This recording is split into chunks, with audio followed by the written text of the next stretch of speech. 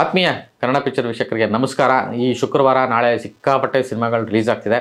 ಈ ಸಿನಿಮಾಗಳ ಹಿಂದೆ ಅಂದರೆ ಕಳೆದ ವಾರ ರಿಲೀಸ್ ಆದಂಥ ಸಿನಿಮಾಗಳು ಎರಡು ಸಿನಿಮಾಗಳು ಮಹತ್ತರವಾಗಿ ಗಮನ ಸೆಳೆದಿರೋಂಥ ಸಿನಿಮಾಗಳು. ಒಂದು ಏಳುಮಲೆ, ತರುಣ್ ಸುಧೀರ್ ಅವರ ಪ್ರೊಡಕ್ಷನ್ನು, ರಾಣಾ ಮತ್ತು ಪ್ರಿಯಾಂಕಾ ಆಚಾರ್ ಆ್ಯಕ್ಟ್ ಮಾಡಿರುವಂಥ ಸಿನಿಮಾ. ತುಂಬ ವಿಶೇಷವಾದಂತಹ ರೆಸ್ಪಾನ್ಸು ಈ ಸಿನಿಮಾಗೆ ಸಿಕ್ಕಿದೆ. ಇಡೀ ರಾಜ್ಯದಾದ್ಯಂತ ಯಶಸ್ವಿಯಾಗಿ ಪ್ರದರ್ಶನ ಆಗ್ತಾಯಿದೆ. ಸೊ ಇತ್ತೀಚೆಗಷ್ಟೇ ಅವರು ಸಕ್ಸಸ್ ಮೀಟನ್ನು ಮಾಡಿದ್ರು. ಜೊತೆಗೆ ಸಿನಿಮಾದ ಒಂದಷ್ಟು ವಿಚಾರಗಳನ್ನ ಮೀಡಿಯಾ ಜೊತೆಗೆ ಡಿಕೋಡ್ ಮಾಡ್ತಾಯಿದ್ರು. ತುಂಬ ಇಂಟ್ರೆಸ್ಟಿಂಗ್ ಅನಿಸ್ತಾ ಇತ್ತು. ಸಿನಿಮಾಗೆ ಒಳ್ಳೆ ಪ್ರತಿಕ್ರಿಯೆ ಸಿಕ್ಕಿದೆ. ಮತ್ತು ಅವರ ಸಿನಿಮಾ ಮಾಡಿರೋ ರೀತಿಗೆ, ಆ ಟೆಕ್ನಿಕಾಲಿಟಿಗೆ ಮತ್ತು ಅವರ ಪ್ರೆಸೆಂಟೇಷನ್ಗೆ ಅವೆಲ್ಲವೂ ಕೂಡ ಇವತ್ತು ಚರ್ಚೆಗೆ ಗ್ರಾಸವಾಗಿದೆ. ಸಿನಿಮಾ ನೋಡಿದವರು ಅದ್ಯಾಕೆ ಹಿಂಗೆ ಇದ್ಯಾಕೆ ಹಿಂಗೆ ರೀತಿಯಾಗಿ ಕೇಳುವಷ್ಟರ ಮಟ್ಟಿಗೆ ಅವ್ರ ಕೆಲಸ ಜನಕ್ಕೆ ರೀಚ್ ಆಗಿದೆ. ಆ್ಯಂಡ್ ಸಿನಿಮಾ ಬಗ್ಗೆ ಇಡೀ ಫ್ಯಾಮಿಲಿ ಕೂತು ನೋಡೋಂಥ ಸಿನಿಮಾ, ಸೀಟ್ ತುದಿಗೆ ಕೂತು ನೋಡುವಂಥ ಸಿನಿಮಾ ಅಂತ ರಿಪೋರ್ಟ್ ಬಂದಿದೆ. ಕ್ರಿಟಿಕಲಿ ತುಂಬ ಒಳ್ಳೆ ರೆಸ್ಪಾನ್ಸ್ ಸಿಕ್ಕಿದೆ. ಆ್ಯಂಡ್ ಆಡಿಯನ್ಸು ಅಂದರೆ ಈ ಸಿನಿಮಾ ರಿಲೀಸ್ ಆದ ತಕ್ಷಣ ಓವರಾಗಿ ದೊಡ್ಡ ಓಪನಿಂಗ್ ಪಡ್ಕೊತಲ್ಲ, ಡೇ ಬೈ ಡೇ ತುಂಬ ಚೆನ್ನಾಗಾಗಿದೆ. ಈ ಎರಡನೇ ವಾರಕ್ಕೆ ನಾಳೆಯಿಂದ ಕಾಲಿಡ್ತಾ ಇದೆ. ಸೊ ಎರಡನೇ ವಾರದಷ್ಟೊತ್ತಿಗೆ ತುಂಬ ಚೆನ್ನಾಗಿ ರೀಚ್ ಆಗಿದೆ. ಒಳ್ಳೆ ಕಲೆಕ್ಷನ್ಸ್ ಆಗ್ತಿದೆ ಸಿನಿಮಾ. ತುಂಬ ಒಳ್ಳೆ ರಿಪೋರ್ಟ್ ಸಿಕ್ಕಿದೆ ಸಿನಿಮಾಗೆ. ಸಕ್ಸಸ್ ಮೀಟ್ ನಿನ್ನೆ ಅಷ್ಟೇ ಮಾಡಿದರು. ಸಕ್ಸಸ್ ಮೀಟಲ್ಲಿ ಒಂದಷ್ಟು ವಿಶೇಷ ವಿಚಾರಗಳನ್ನು ಅಂದರೆ ಆ ಸಿನಿಮಾ ಅಂದರೆ ನನಗೆ ಅದು ಪ್ರಶ್ನೆಗಳು ಕೇಳ್ತಿದ್ರೇ ಪತ್ರಕರ್ತರಿಂದ ಒಂದಷ್ಟು ಪ್ರಶ್ನೆಗಳು ಬರ್ತಾಯಿತ್ತು. ಅವರು ಅದನ್ನು ಡಿಕೋಡ್ ಮಾಡ್ತಾಯಿದ್ರು.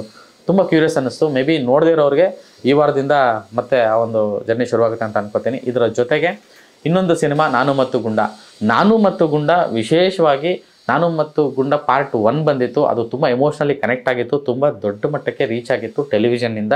ಆ್ಯಂಡ್ ಥಿಯೇಟ್ರಿಕಲಿ ಅದೇನೇ ಆದ್ರೂ ಆ ಸಿನಿಮಾ, ಆ ಹೆಸರು ಮತ್ತು ಅದು ಇಳಿಸಿದಂಥ ಗುಂಗು ಚಾರ್ಲಿಯಲ್ಲೂ ಅದು ರಿಫ್ಲೆಕ್ಷನ್ ಆಯಿತು. ಈಗ ಅದೇ ಥರದ್ದು ನಾನು ಮತ್ತು ಗುಂಡ 2 ನಿನ್ನೆ ಅಂದರೆ ಹೋದ ವಾರ ಒಂದು ನಿರೀಕ್ಷೆಯೊಂದಿಗೆ ಥಿಯೇಟ್ರಿಗೆ ಬಂತು. ತುಂಬ ಒಳ್ಳೆಯ ರೆಸ್ಪಾನ್ಸನ್ನು ಸಿಕ್ತು. ಆದರೆ ನಂಬರ್ ಆಫ್ ಸಿನಿಮಾಗಳು ಜಾಸ್ತಿ ಬಂದಿರೋದ್ರಿಂದ ಆ ಸಿನಿಮಾಗೆ ಬರಬೇಕಾದಂಥ ಆಡಿಯನ್ಸು ಇನ್ನೂ ಬರ್ತಾ ಇಲ್ಲ ಅನ್ನೋ ಒಂದು ಕೊರಗಿದೆ. ಬಟ್ ಇವಾಗ ಶುರುವಾಗಿದೆ, ಆ ಒಂದು ಪರ್ವ ಶುರುವಾಗಿದೆ. ಅಂದರೆ ನಂಬರ್ ಆಫ್ ಸ್ಕ್ರೀನ್ಸ್ ಕಡಿಮೆ ಆಗಿರ್ಬೋದು, ಜನ ಬರ್ತಿದ್ದಾರೆ, ತುಂಬ ಚೆನ್ನಾಗಿ ಆ ಸಿನಿಮಾಗೆ ಮನ್ನಣೆಯನ್ನು ಕೊಡ್ತಿದ್ದಾರೆ.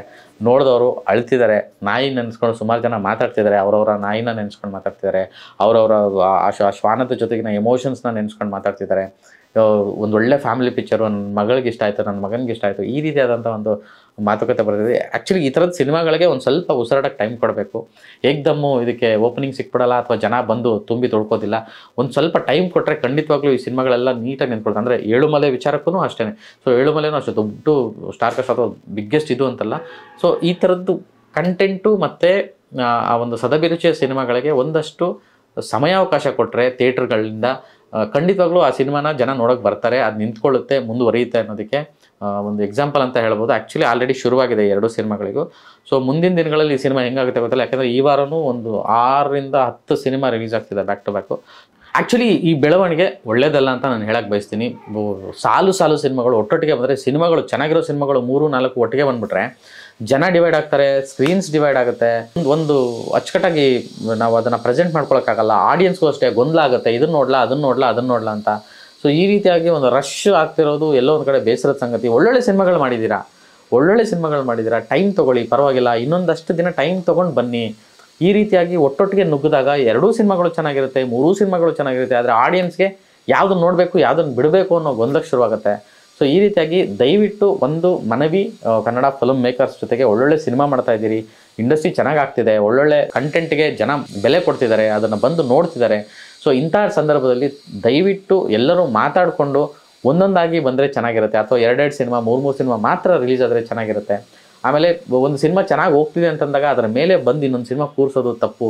ಅಂದರೆ ಅದು ವರ್ಕು ಆಗೋದಿಲ್ಲ. ಸೊ ಈ ರೀತಿಯಾಗಿ ಎಸ್ಪೆಷಲಿ ನಾನು ಹೇಳ್ತಾ ಇರೋದು ಈ ಒಂದು ಸಣ್ಣ ಬಜೆಟ್ನ ಸಿನಿಮಾಗಳು ಅಥವಾ ಕಂಟೆಂಟ್ ಬೇಸ್ಡ್ ಸಿನಿಮಾಗಳು ಮಾಡುವಂಥವ್ರಿಗೆ, ದೊಡ್ಡ ಸಿನಿಮಾಗಳು ಬಂದಾಗ ಆರಾಮಾಗಿರಿ, ಅದು ಅಲೆ ಬಂದು ಹೋದ್ಮೇಲೆ ಬನ್ನಿ. ಅಥವಾ ಆ ಥರ ಬಂದಾಗ ಈ ಕಂಟೆಂಟ್ ಬೇಸ್ಡ್ ಸಿನಿಮಾಗಳೇ ಒಂದು ಒಟ್ಟೊಟ್ಟಿಗೆ 3-4 ಎಲ್ಲರೂ ಒಬ್ಬರ ಮೇಲೆ ಒಬ್ಬರು ಬಂದಾಗ ಎಲ್ಲ ಸಿನಿಮಾಗಳು ಚೆನ್ನಾಗಿದೆ ಅಂತ ರಿಪೋರ್ಟ್ ಬರುತ್ತೆ. ಆದರೆ ಥಿಯೇಟ್ರಲ್ಲಿ ಯಾವುದೂ ನಿಲ್ಲೋದಿಲ್ಲ. ಇಂಥ ಪರಿಸ್ಥಿತಿ ನೋಡಬೇಕಾಗುತ್ತೆ. ಒಂದು ರಿಕ್ವೆಸ್ಟು, ಈಗ ರೀಸೆಂಟ್ 2 ವಾರದಿಂದ ನಾವು ನೋಡ್ತಾ ಇರೋದಿದ್ದೇನೆ, ಅಥವಾ ಈ ವಾರನೂ ಆ ಥರದ ಪರಿಸ್ಥಿತಿ ಖಂಡಿತವಾಗ್ಲೂ ಎದುರಾಗುತ್ತೆ.